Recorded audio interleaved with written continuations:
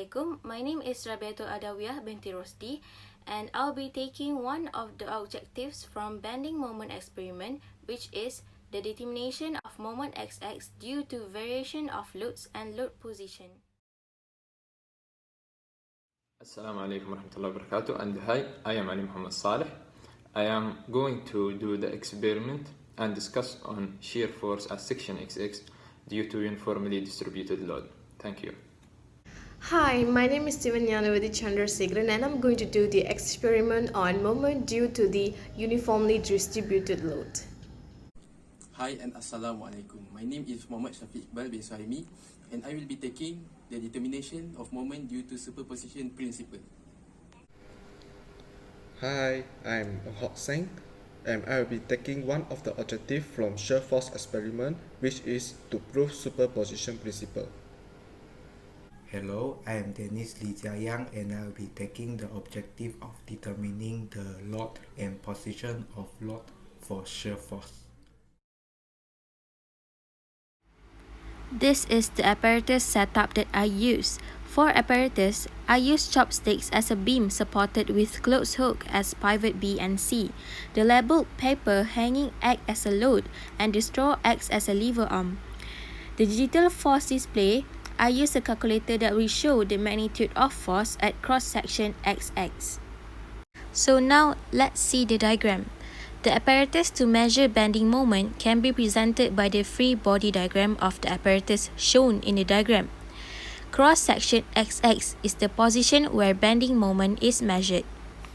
The objectives of this experiment is to find the bending moment variation at cut section due to variation of loads and variation of load position. For this experiment, there are three different loads position applied, which are case 1, case 2, and case 3, and each cases has three different loads. For the first diagram, which is the first case, where the load applied is 100 mm away from point B, and the load applied varied from 100 gram, 200 gram, and 300 grams. First, we hang the 100 gram loads on the chopstick that act as a beam, and the force will be shown on the calculator. Moving on, repeat the same step at the same position for 200 grams and 300 grams, and the force will also be displayed on the calculator.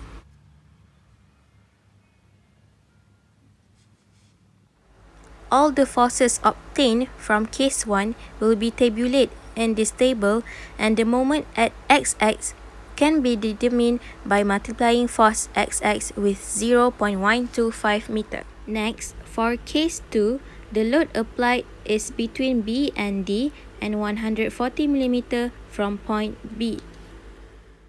Hang the 100 gram loads on the chopstick, and the force will be shown on calculator.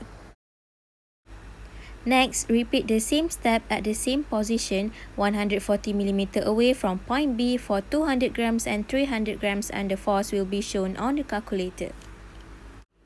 All the forces obtained from case 2 will be tabulated in this table, and the moment at XX can be obtained by multiplying force XX with 0.125 meter. Last but not least, for case 3, the load is applied between D and C, which is 380 mm away from point B. Put the 100 gram load on the chopstick that acts as a beam, and the force will be shown on calculator.